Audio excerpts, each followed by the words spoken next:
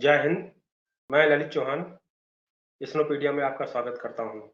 अभी हाल ही में मुंबई में भारतीय रिज़र्व बैंक के 90 वर्ष पूरे हो गए। उस स्थापना समारोह में भारतीय प्रधानमंत्री मोदी शामिल हुए। इसमें उन्होंने कहा था कि चुनाव के बाद नई सरकार में आरबीआई का काम बढ़ने जा रहा है। यह इशारा यह इशारा था कि रुपए का अंतर्राष्ट्रीयकरण होना है। इस बात का इशारा करता है कि रुपए का अंतर्राष्ट्रीयकरण होने की गति अब बढ़ने वाली है। तो पहले हम बात करते हैं कि रुपए का अंतर्राष्ट्रीयकरण का मतलब क्या होता है। किसी देश की स्थानीय मुद्रा जब अपने सीमा पार किसी अन्य क्षेत्रों से व्यापार या व्यवसाय करती है तथा आयात या निर्यात करती है, तो उस वस्तुओं का जो मूल्य का जो भुगतान होता है, वह उस स्थानीय मुद्रा में होता है, तो वह अंतर्राष्ट्रीयकरण कहलाता है। जैसे कि उदाहरण के रूप में हम देख सकते हैं कि अभी भारत जितना आयात निर्यात करता है या व्यापार करता है अंतर्राष्ट्रीय स्तर पर, उसका भुगतान भारत डॉलर में करता है। अगर वही भुगतान भारत रुपए में करे, तो इसका मतलब है कि रुपए का अंतर्राष्ट्रीयकरण हो गया है। सीधा सा मतलब रुपए का अंतर्राष्ट्रीयकरण का मतलब है कि भारतीय रुपए की विनिमय दर स्थिर हो जाएगी तथा व्यवसाय और व्यापारी अपने किसी निर्यात और आयात के लिए वह अब डॉलर पर निर्भर नहीं रहेंगे। किसी भी देश में वह रुपए में भुगतान कर सकेंगे। अन्य देशों में रुपए का चलना ही रुपए का अंतर्राष्ट्रीयकरण है। इसको हम इस शब्दों में समझ सकते हैं कि भारत सरकार अपनी डॉलर पर निर्भरता कम करने जा रही है। वैश्विक व्यापार में सभी देश या अधिकतर देश अपने आयात निर्यात के भुगतान के लिए डॉलर का उपयोग करते हैं। कई देश ऐसे भी हैं जो अपने स्थानीय देश की मुद्रा का भुगतान दूसरे देशों में करते हैं, डॉलर का उपयोग नहीं करते हैं। उसी तर्ज पर भारत भी अपने रुपए का अंतर्राष्ट्रीयकरण करण करना चाहता है।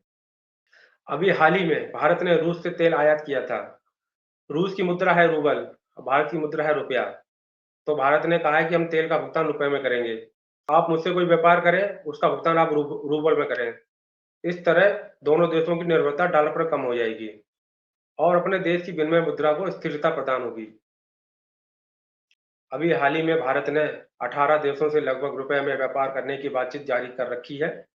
बांग्लादेश के साथ ही भारत ने रुपए में व्यापार करना शुरू कर दिया है। श्रीलंका के साथ में स्वैप नीति के तहत समझौता किया गया है, जिसके तहत श्रीलंका की मुद्रा और भारत की मुद्रा का आदान-प्रदान होगा, जिससे व्यापारी और व्यवसाय में व्यापार करने में कोई दिक्कत न महसूस हो। अब हम बात करते हैं आरबीआई द्वारा रुपए का अंतर्राष्ट्रीयकरण करने से पहले क्या-क्या काम किए गए। भारतीय रिजर्व बैंक द्वारा अपने सिस्टम के अंदर एक कमेटी गठित की गई थी, जो यह पता लगाएगी कि रुपए के अंतर्राष्ट्रीयकरण करने में क्या-क्या दिक्कतें आएँगी, क्या चुनौतियाँ होंगी और उसका समाधान क्या होगा। कमेटी की सिफारिश के अनुसार भारत को रुपए को ट्रांज़ैक्शन के रूप में हब बनाने के साथ-साथ रुपए के मूल्य निर्धारण के केंद्र के रूप में भी स्थापित करना ज़रूरी है। दूसरी सिफारिश, जिन देशों के साथ भारत का व्यापार हो रहा है, उन देशों के साथ मुद्रा का अदला-बदली की जा सकती है। जैसे श्रीलंका के साथ स्वैप नीति को लागू किया गया है। तीसरा, विदेश में रहने वाले भारतीयों को रुपए से संबंधित बैंक में खाते खुलवाने को प्रोत्साहित करना चाहिए और उन्हें कुछ सहूलियतें भी देनी चाहिए। चौथा, भारतीय भुगतान प्रणाली को अन्य देशों की भुगतान प्रणाली से जोड़ना शुरू करना चाहिए। छठा, वैश्विक स्तर पर भारतीय मुद्रा रुपए की उपलब्धता 24 घंटे उपलब्ध करानी चाहिए। इन सब के साथ कमेटी ने यह भी सिफारिश करी है कि मु अंतर्राष्ट्रीय मुद्रा कोष में एसडीआर के तहत भारतीय मुद्रा को भी शामिल कराना चाहिए, जिससे उसकी स्वीकार्यता बढ़े। भारतीय मुद्रा और रुपए की विनिमय दर को भी स्थिर रखना चाहिए। अंतर्राष्ट्रीय मुद्रा कोष के अनुसार भारत का वैश्विक व्यापार में हिस्सा 2028 तक 16% से बढ़कर 18% होने वाला है और वैश्विक विकास और व्यापार में भारत से अधिक अपेक्षाएं की जा रही हैं। ऐसे में रुपए के अंतर्राष्ट्रीयकरण होने से भारत के साथ-साथ उन देशों को भी लाभ होगा जो भारत के साथ व्यापार करना चाहते हैं, क्योंकि उनकी भी डॉलर पर निर्भरता कम होगी। भारत को वहाँ भुगतान अपनी स्थानीय मुद्रा में करेंगे, जिससे उनकी डॉलर की माँग कम होगी। अभी हाल ही में भारत ने यूएई के साथ रुपए में व्यापार शुरू किया है। इसका मतलब है कि यूएई की मुद्रा और भारत की मुद्रा दोनों एक-दूसरे के साथ एक्सचेंज हो सकती हैं, जिससे कि स्थानीय व्यापारियों को और व्यवसायों को करने के लिए या आयात-निर्यात में जो लेन-देन की मुद्रा होती है उसकी समस्या को कम किया जाएगा। रुपए में व्यापार होने से भारत और यूएई के बीच में व्यापार बहुत अधिक बढ़ जाएगा। हालाँकि भारत रूस से तेल आयात करता है, लेकिन रूस भारत से बहुत ही कम आयात करता है क्योंकि इसके यहाँ जनसंख्या अधिक नहीं है, जिससे उनकी खपत ज़्यादा नहीं है। भारत के पास खाद्यान्न, इलेक्ट्रॉनिक्स मशीनरी और है। भारत का क्षेत्र सेवा क्षेत्र में बहुत आगे है।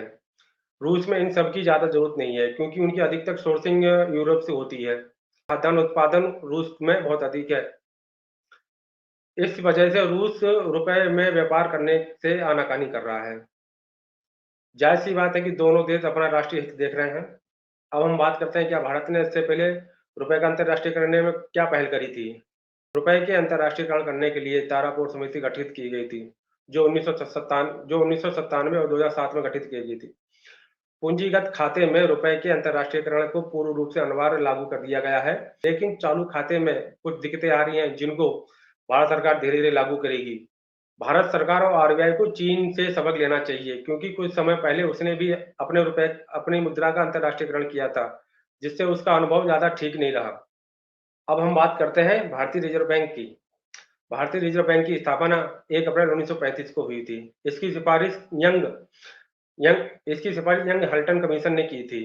1 अप्रैल 1934 को अधिनियम पारित किया गया, जिसके तहत आरबीआई की स्थापना कोलकाता में की गई थी। इसके प्रथम गवर्नर ओसवान स्मिथ थे। 1949 भारत की आज़ादी के बाद भारतीय रिज़र्व बैंक का राष्ट्रीयकरण किया गया। आज़ाद भारत के प्रथम आरबीआई गवर्नर सीडी देशमुख थे। आरबीआई का मुख्य कार्य यह है कि वह बैंक दर को निर्धारित करता है। उस बैंक दर के आसपास ही सभी वाणिज्यिक बैंकें अपनी लोन की दरें तय करती हैं। उस वाणिज्यिक वाणिज्यिक बैंकें उस बैंक दर के आसपास ही अपने लोन की ब्याज दरें तय करती हैं। आरबीआई भारत का बैंकर है। जब आरबीआई की स्थापना 1 अप्रैल 1935 को की गई थी, तब म्यांमार, उस समय बर्मा कहा जाता था, वह भारत का हिस्सा था। 1942 तक वह म्यांमार की मुद्रा छापता रहा, उसका नियमन करता रहा, उस देश के उस देश के केंद्रीय बैंक के रूप में कार्य करता रहा। इसी तरह भारत की आज़ादी के बाद तक पाकिस्तान के लिए भी आरबीआई ने पाकिस्तान के बैंक के रूप में कार्य किया था। भारतीय रिज़र्व बैंक विदेशी मुद्रा अधिनियम के तहत विदेशी मुद्रा का प्रबंधन भी करता है। रुपए के अंतर्राष्ट्रीयकरण होने का मतलब है भारत की साख अंतर्राष्ट्रीय स्तर पर बहुत बढ़ना। भारत के व्यवसाय और व्यापारी बहुत ही अधिक बाज़ारों तक अपनी पहुँच बना सकेंगे आसानी से। इससे भारत के उत्पादन में वृद्धि होगी। भारत की स्थानीय जनता को बहुत लाभ होगा क्योंकि उनका क्योंकि उनकी वस्तुएँ अंतर्राष्ट्रीय बाज़ारों तक आसानी से पहुँच जाएँगी। आपको मेरा ये वीडियो कैसा लगा? आपको जानकारी यह मेरी कैसी लगी? अ, कमेंट करके बताएँ, लाइक करें और सब्सक्राइब ज़रूर करें। जय हिंद।